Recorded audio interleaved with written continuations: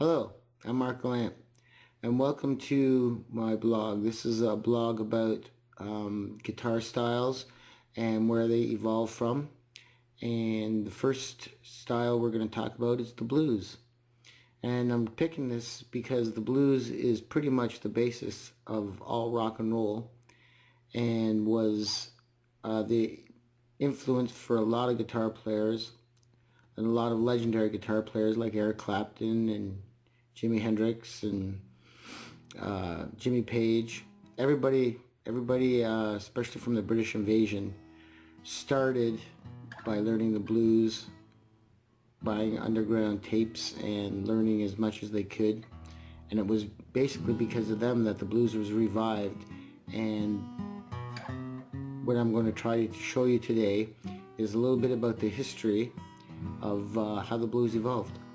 So I'll start about the turn of the century, about 1900, and it was on plantations, and it was basically music performed by slaveries in the fields. And what they would do would be doing chants and call-outs.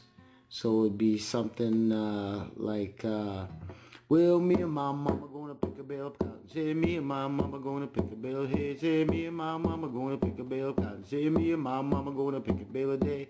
And then everybody sing out, oh Lord, pick a bale of cotton. Say it, oh Lord, pick a bale of hay. Oh Lord, pick a bale of cotton.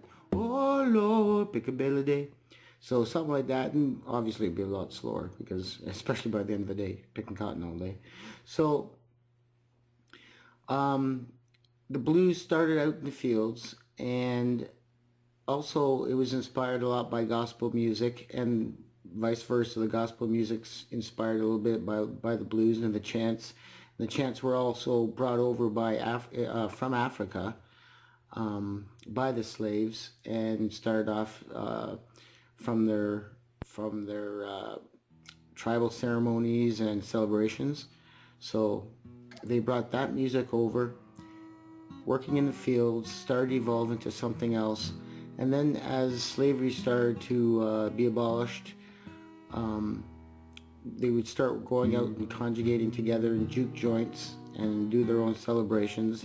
And the African American musicians would start off, if they could get very lucky to get a guitar, but the rest of the people would be playing on a washboard or spoons or anything they could make a beat out of. And as that evolved, and as they learned how to play guitar, and their music started taking on life of their own, the musicians started to travel around. And as they traveled around from place to place, they would pick up a little bit of the styles of the place they were staying. So, and some would go to, say, New Orleans. They would pick up a bit of the jazz and the ragtime into it, and from there it became blues shuffles. So, blues shuffles like this, and